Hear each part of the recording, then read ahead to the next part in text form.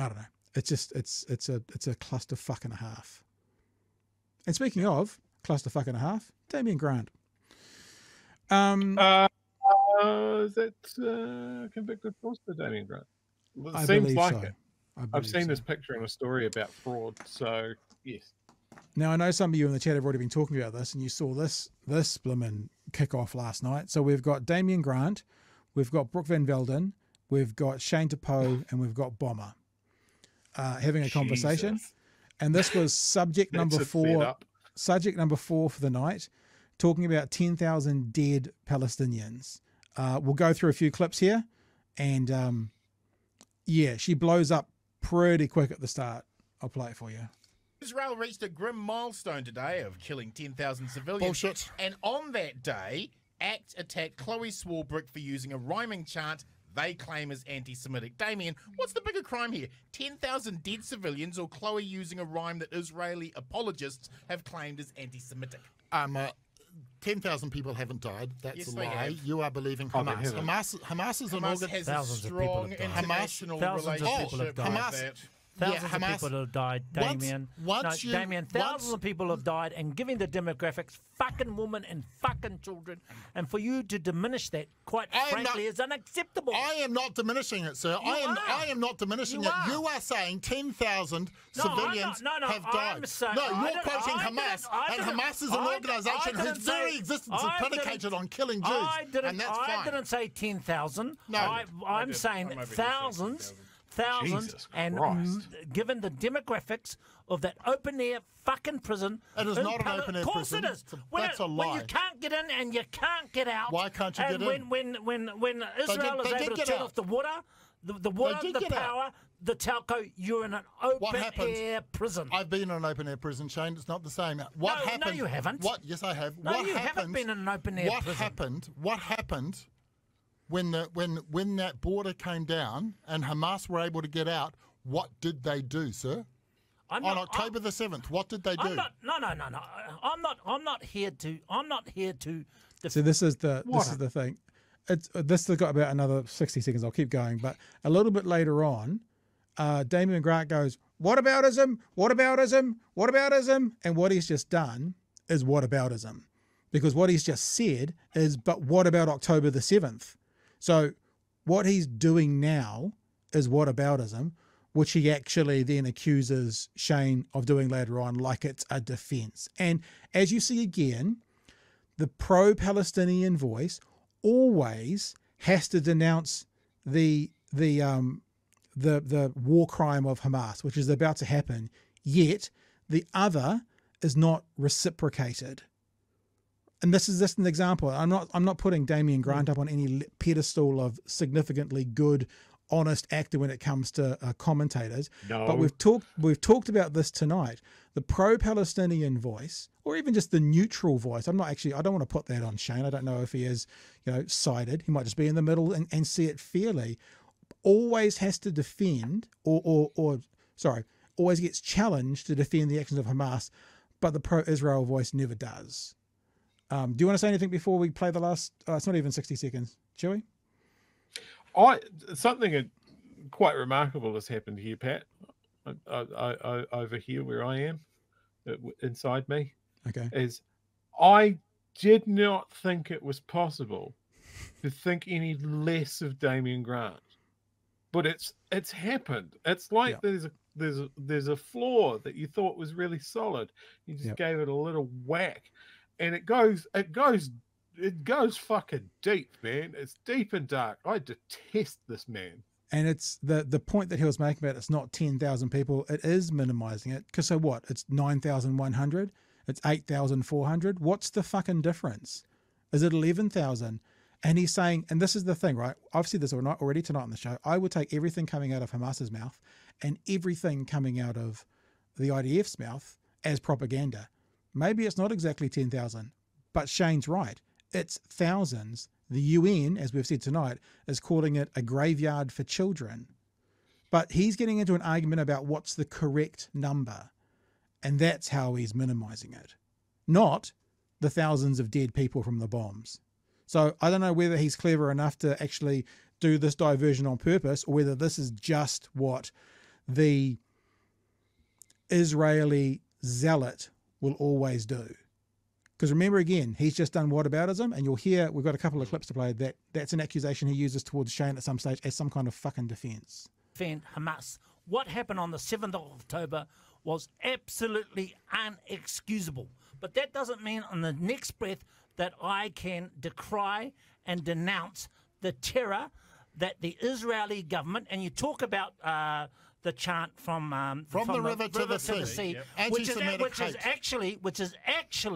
a term that I wouldn't use, and I wouldn't also use the term apartheid, but it was actually a very similar policy that is in the constitution of Likud that makes up for sport and joy, for the bloodlust of killing Arabs. Actually, Damien, let's think about what's happening in the more moderate West Bank, where every day aggressive settlers are moving into the West Bank, pushing Palestinians off what little land they've got, and killing. But it's about. We're not talking about the West Bank. We're talking about a genocidal organisation. You can't define the two.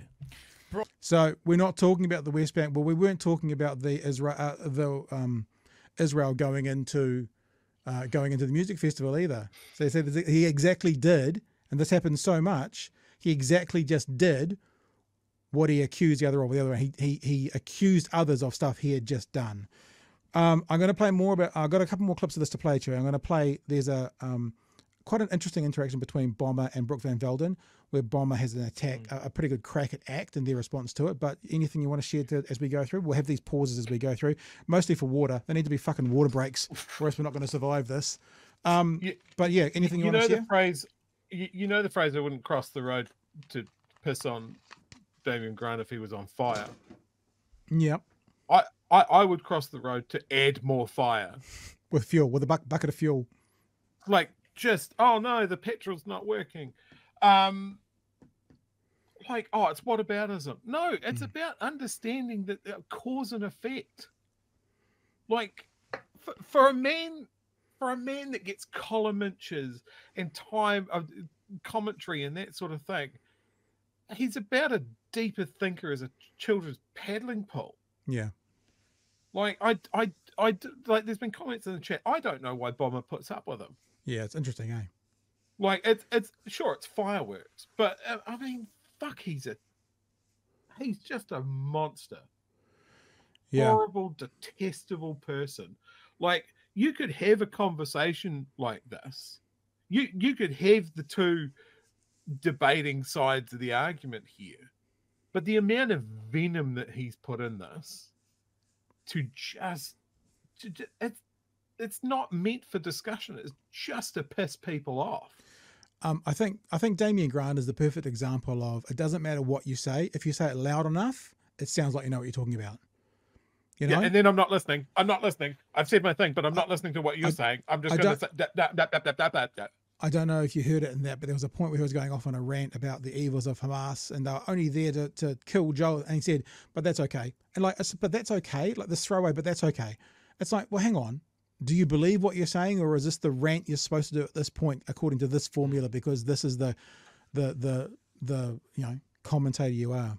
Anyhow, let's go back and continue this story. This is Bomber having a go actually at ACT, and it's quite interesting because he's about to move on, and Brooke kind of goes, "No, I want to keep talking about this," and then, well, I'll let you have a look what happens next. Brooke, Israel has killed more civilians in 1 month than Russia has killed in nearly 2 years of war with Ukraine. Where does ACT get off claiming Chloe is an anti-Semite in the shadow of such an enormous mountain of dead civilians? Well, we didn't do that. I actually think we have a responsibility not to inflame the situation. And to actually, while the war crimes are going on, we should just be quiet. I think it is our responsibility, especially when people are in leadership positions, like Chloe is, to actually tie-ho and just say, you know what? Let's be gentle to the war criminals. No, let's not use slogans that are used by terrorist organisations. That's a bigger issue. To fuel up and stir up emotion. So do you support on the humanitarian such an important issue? Do you support the humanitarian pause? I think we should look for humanitarian aid in Gaza. it would be really good to see a ceasefire. So you support the ceasefire? I do support a ceasefire. Because I tell you what, the Israeli government would be very unhappy with that position because they certainly don't. That's right. And I think it's really important for us not to just think of, TikTok sound bites and say, like the there's press good release people, there's Chloe. really bad people. It's actually a very, very complicated, multi-generational war. Shane, when Russia's... And I actually want to talk about this. No, let's get into how absolutely outrageous it is that you as a party have made the insinuation that Chloe is an anti-Semite. Let's talk about that. We haven't said that. That's exactly what you did. That's exactly what you did. It's not true. They did. No, Bomber. The insinuation is that she's not an anti-Semite. What we have suggested is that it wasn't helpful. We have people in New Zealand. It's not helpful. 10,000 dead isn't helpful. Let her finish. We have people in New Zealand, and I think this is very important, who do not feel safe. And we have a right for everybody of every ethnicity and of every religion to feel safe in New Zealand.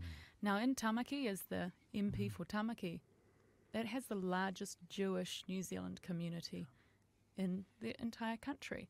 And there are people in our community that do not feel safe, especially when people in our country are using pro-Hamas terrorist organisation slogans to stir up and whip up crowds. That has the effect of potentially creating anti-Semitism and creating racial division here on our shores. So the pull and was I actually Chloe, think we have a responsibility to pull back on that emotion and acknowledge that this is a very difficult situation. Our hearts break for everybody in Israel and the Palestinian territories who do not feel safe and who are dying. And we also have to ask for those hostages to be returned to Israel. Absolutely. But we are not going to, here in New Zealand, have an ability for Palestine and Israel to fix those problems. This is so we're too small, much don't do bigger anything. issue than people here in New Zealand can fix. So we actually have a responsibility if you have to have adult conversations with adult emotions. There we go. So I've got something very clear to share on this, but Chewy, that might have been the first time you've seen it in entirety. You are welcome to have a crack, my friend. They really haven't solved the problem with AIs displaying emotion yet, have they? I know. It's a very strange cadence, isn't it? It's like, and it seems quite, I don't know whether, and look, I'm genuinely not wanting to disparage her. I really am not. I've said this before. Her written work is good. When she writes a piece, it's quite good. Her spoken word, she seems to need to be reaching for the words that she's looking for, or it might just be the natural way she speaks, but it doesn't engender a sense of confidence that she knows what she's talking about. No, I don't have a lot of criticism for what she said there. I just think it's weak. I think there's a mention of the fact that the Jewish community in her electorate might not feel safe. There's no acknowledgement of the fact that the Palestinian population of her electorate might be feeling some emotions as well. Yeah. If you want to both sides it, then fucking do it, but you do it both sides. Yeah. And there's nothing wrong by saying this is a horrifically violent incident. People are suffering and everybody needs to chill out and we need to do something about it. And we need to have a conversation about that without one side going, anti-Jewish, anti-Semitic, remember the Holocaust. Can't criticize us. It's, Damien Grant could get in the sea. Brooke needs to find a spine somewhere. I don't know, maybe there's one in her spare parts bin. Maybe I can offer something to that, though. Because this is the thing I wanted to say. And Chewy, you're off Twitter now, so you won't see my tweets today. But she said in that conversation that it's kind of our job not to inflame the situation. And she said, that what's happening with, for example, the chant or the language or whatever is creating racial division on our shores, end quote.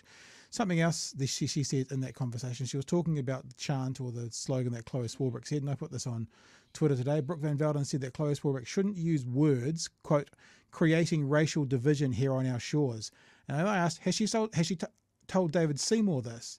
Is she going to suggest that her leader doesn't use words to create racial division in New Zealand? If not, why not? The biggest thing I got out of that was, if you're honestly saying to the public, Brooke van Velden, that we shouldn't be using words to inflame a situation or to cause racial division, what the fuck do you think the whole ACT policy for the last 18 months has been based on? And does that therefore mean that now ACT is going to withdraw and apologise their treaty referendum, for example? There's nothing wrong with a politician necessarily trying to be the calm voice in the room as well. It's just, you know, when people are most calm, when they're asleep. You know, it's okay to show emotion. We've come out of a time where one of the things that we really liked about our leader at the time was that she showed emotion. Yeah. You know, it's okay to sort of go, well, this is fucking horrible, and there's no real, I don't have a solution for it. But one side is bombing the shit out of the other with almost no reciprocation, and maybe it's a time to get the civilians out of the way. Like, where's the lie in that? Yeah.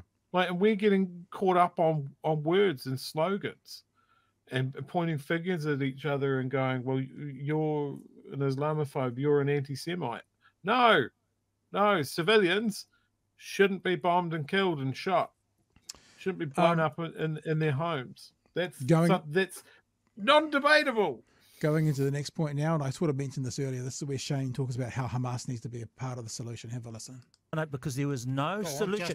No, because there is no solution to ongoing peace without Hamas being at the table. And I know that's very hard for folks to comprehend. You're right. As it was for folks to comprehend that ANC, terrorist organisation, National called them a terrorist organisation. They called Mandela, fucking Nelson Mandela, they called him a terrorist, as they did the IRA, as they did Bobby Sands, as they did McGuinty. But at the end of the day, long-lasting peace occurred because people, even if you were totally opposed to the ideology, sat on the table and reached a peace agreement. There is no peace agreement that will take place in Israel, in Palestine, unless you bring Hamas and the various fractions to Israel to the table. It's got to be a negotiated outcome, and whoever turns up to the table turns up to the table. But Hamas don't.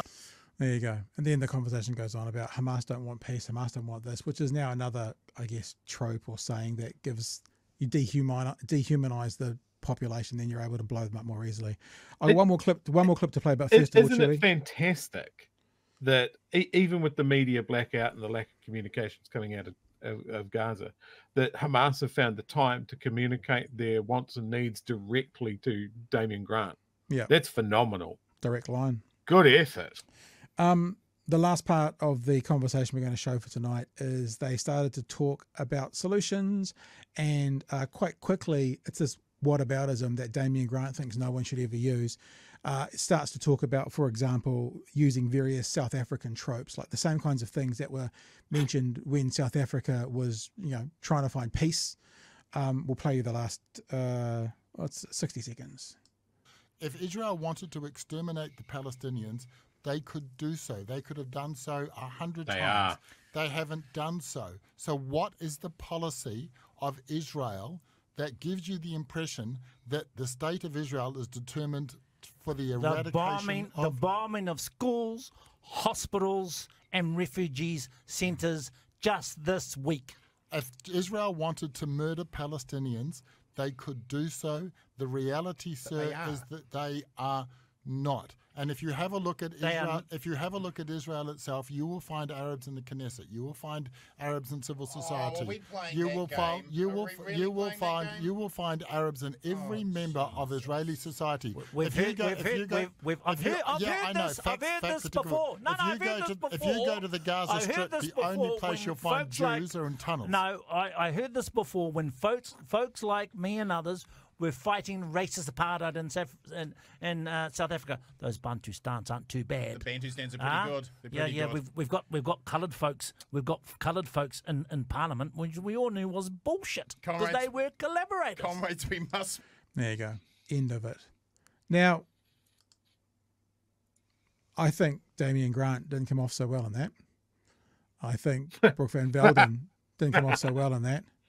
And again, one of the takeaways is I'm still wondering why when we debate, when we look at this, when the media asks these questions, the pro-Palestinian people are always put on the back foot and being forced to denounce the efforts of Hamas, which everybody does, which we do here. But the pro-Palestinian voices aren't asked or expected to do the same. Which is why, going full circle back to the start of the show, if you're having these conversations in the next few days, weeks or months, one of the first questions you need to ask is Israel committing war crimes right now in Gaza? If the person says Israel has the right to defend itself, if they won't even concede that observable truth, then you have an ideologue in front of you and the conversation is pointless.